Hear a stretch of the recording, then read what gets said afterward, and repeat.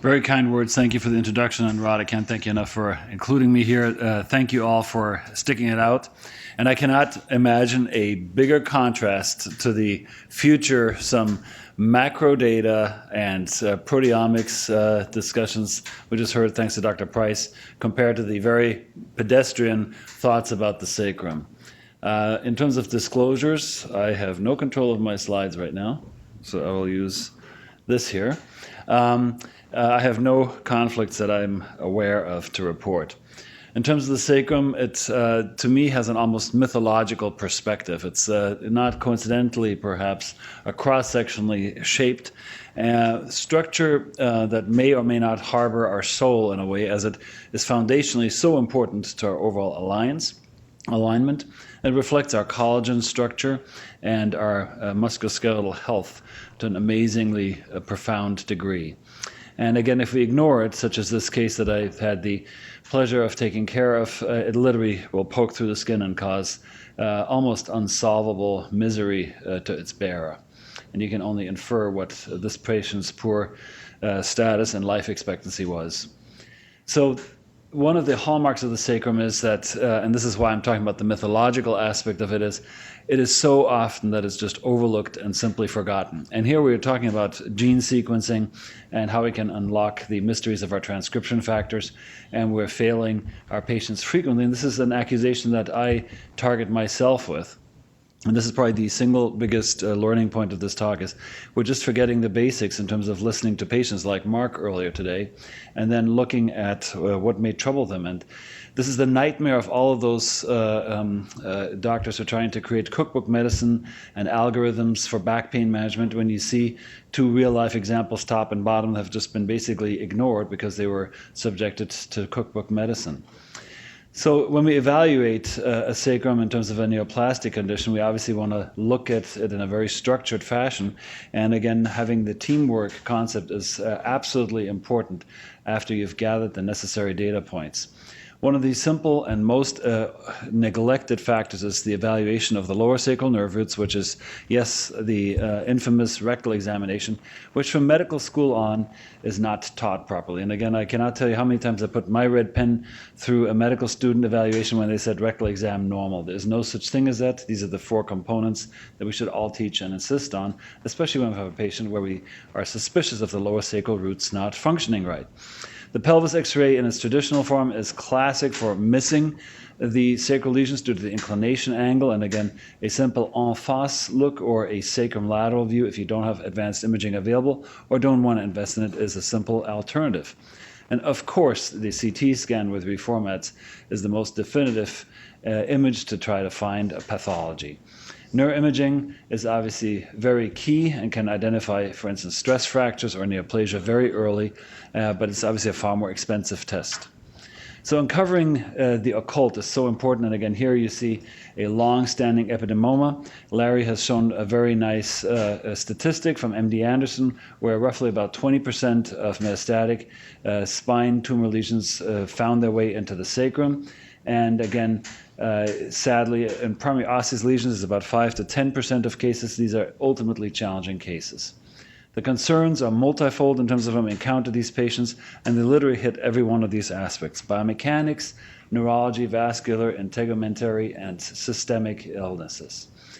And again, I talked about the Karnofsky index first, so I put this slide in here because I think this is still probably the simplest, best way, and this is a 1948 paper of trying to quantify a patient's well-being. I think this is something that we probably should get back to in terms of trying to get the gestalt of a patient better underscored.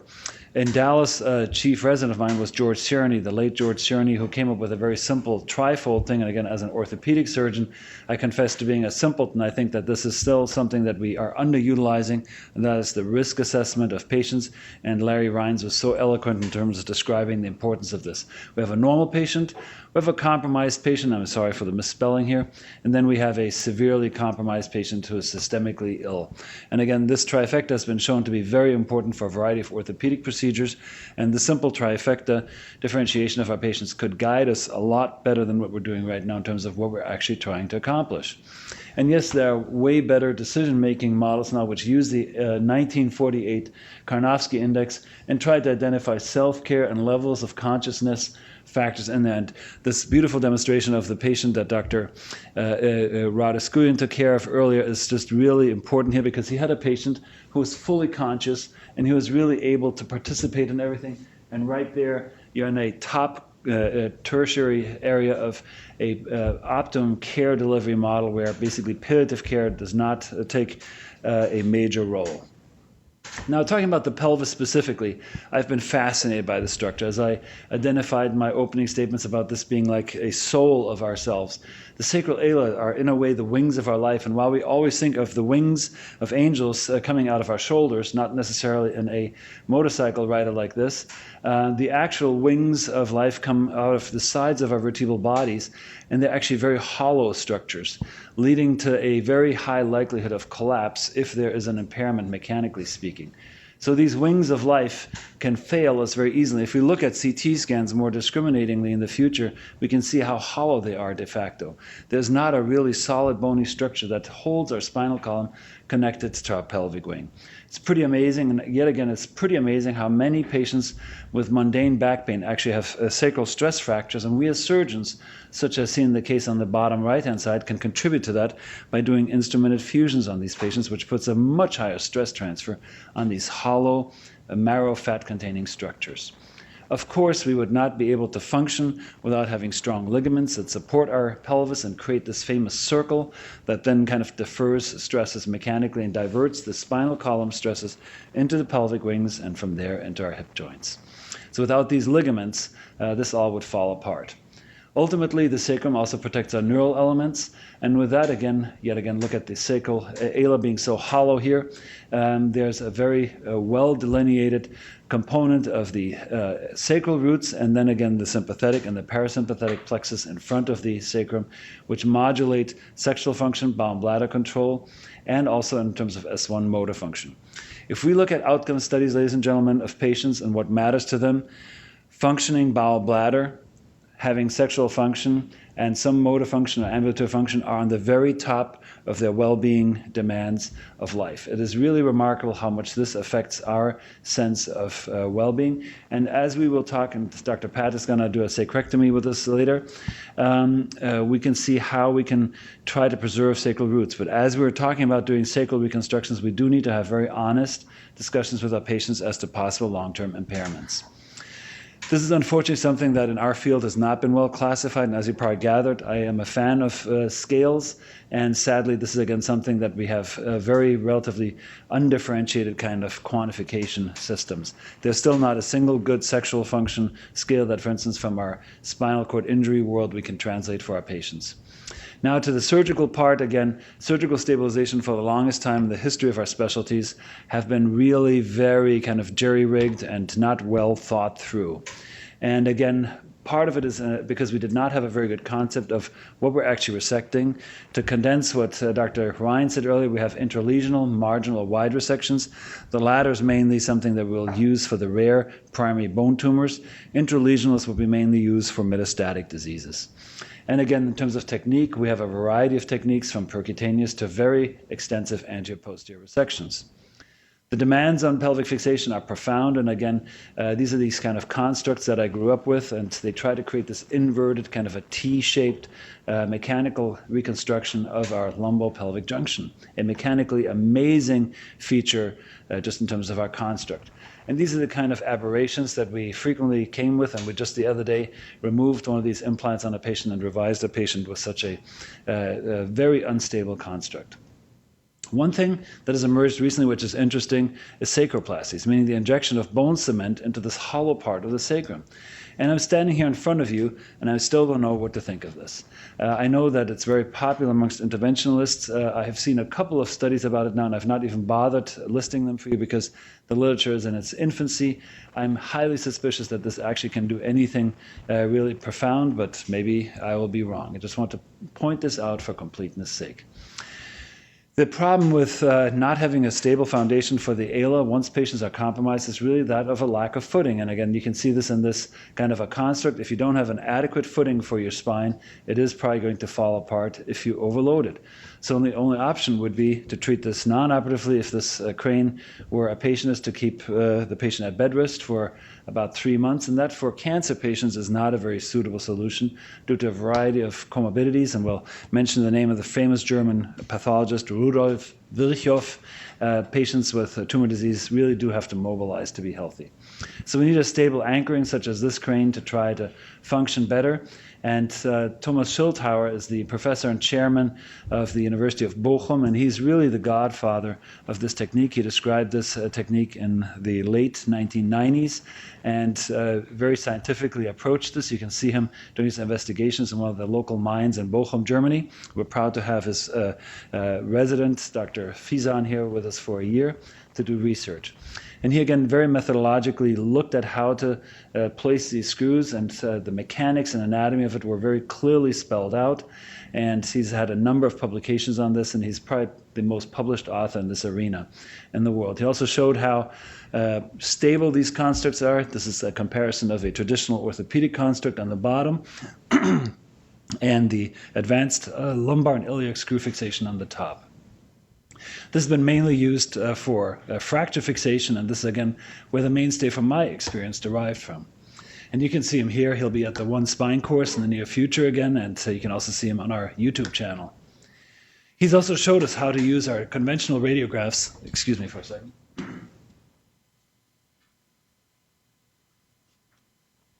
He's also shown us how to use conventional radiographs, and we're going to imitate that in a second when Josh Pat will show us how to use these imaging techniques in the OR demonstration. And they're iliac and obturator oblique views that allow us to place these screws with high precision right across the spine and right into the ilium. In the trauma world, as I said earlier, this has revolutionized trauma care for patients with unstable sacral fractures. We can literally mobilize these patients without any form of cast or plaster at this point in time. And again, we've had an actually very nice series of patients with high-grade sacral fractures that had a dramatic neurologic recovery rate with this technique. Problems are quite obvious.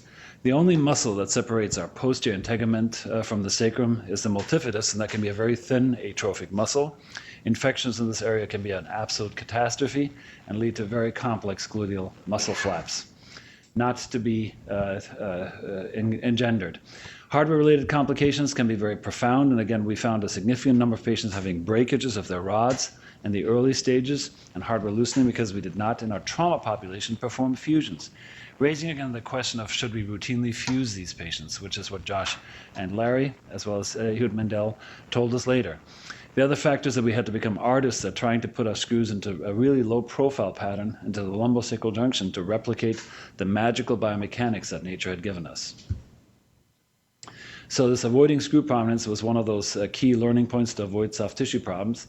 The other factor is bone healing. We cannot dictate bone healing, and especially in tumor patients and metastatic patients, bone healing may be elusive due to the radiation and chemotherapy environment that these patients are going to be subjected to after the initial treatments. So bone healing is a really big deal. In principle, the fixation, however, if we create the right mechanical environment, can be amazingly conducive towards healing. This is a gunshot blast with basically a hemipelvectomy. And in that kind of a setting, an advanced fixation can literally lead to an absolutely beautiful remodeling of bone in an almost magical fashion. Well, do we always need to stabilize? We can really think about if we don't need to stabilize, if we don't have to resect the whole sacrum. So if a lesion is below S2, we can probably just cut out the sacrum and try to rely on the S1 segment alone. And again, this can happen quite well. Here's a trauma paper again with no sacrum left basically from a massive impalement injury and a gram-negative sepsis. The patient got a colostomy, and we then repaired this patient and basically bypassed the pelvis and achieved a very nice healing from the lumbar spine to the pelvic wings. So what about the tumor world? Can we do this? A former visiting fellow of ours at Harborview from Thailand, Pila, did a study on this, and he actually did a fair number of sacrectomies. And in absence of having sophisticated software, he developed kind of a scheme, and he identified that literally all of these patients would collapse over time. He felt that if you had the S1 level intact, the patients such as in the chondrosarcoma case on the right would subside partially. He had patients such as the giant cell tumor on the left-hand side actually live without any sacral connection to the spine, but not really being ambulatory anymore. So it is possible to do a sacrectomy alone, depending upon where you are, but if at all possible, with a sacrectomy alone, you want to leave as much of S1 intact as possible, and preferably parts of S2. Insufficiency fractures, again, have been a very common problem for us now. And again, this is something that we're just missing in droves with an aging population with poor and less sufficient bone stock. And again, these mimic kind of a benign tumor disease almost. They're commonly missed on pelvis x-rays, on hip x-rays, due to the lack of appreciation of images, such as on this bottom left image where we see a so-called pelvic inlet view. This is an absolutely abnormal view that we should never see. And again, this is something that ideally we would try to promote far more as a hallmark of an abnormality amongst radiologists who read routine hip films in an elderly population. And these are very disabling conditions that can be relatively easily and inexpensively picked up in simple plain x-rays. And they're hard to treat, and again, they usually will respond very favorably to surgery if these patients are candidates for surgical treatment. And this is a case not too long ago done here, where we had the typical scenario of a patient who lost bowel and bladder control. It was ascribed to senility, when in fact the patient was completely with it. The patient refused to walk and was basically in a wheelchair due to this. We did a fairly big surgery on him. He was actually able to walk again. The bowel and bladder control had unfortunately been chronically lost. So the biomechanical take-home messages are stability is very important in this area. You can preserve it probably if you leave S1 alone.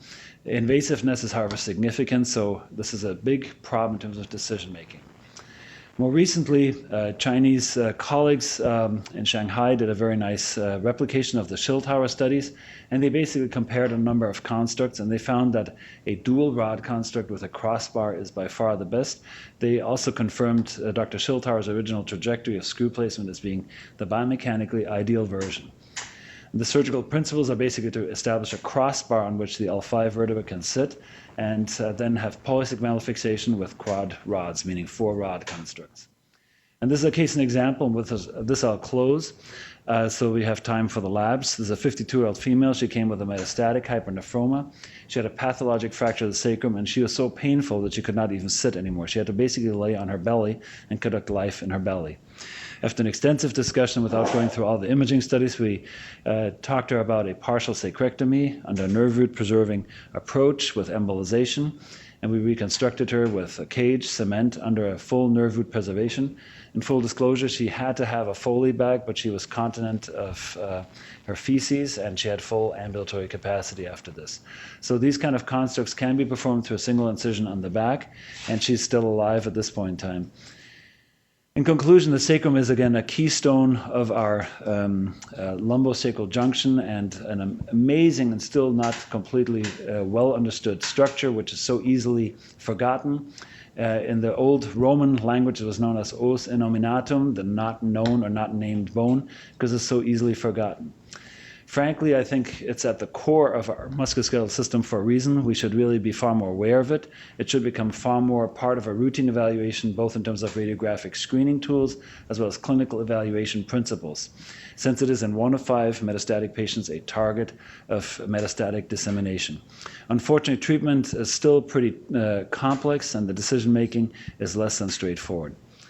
This has been a great meeting. Thank you all for being here, and all of our multiple colleagues, including Dr. Brown from our oncology group, to be here. It's very meaningful to me to see all of you here. Thank you very much.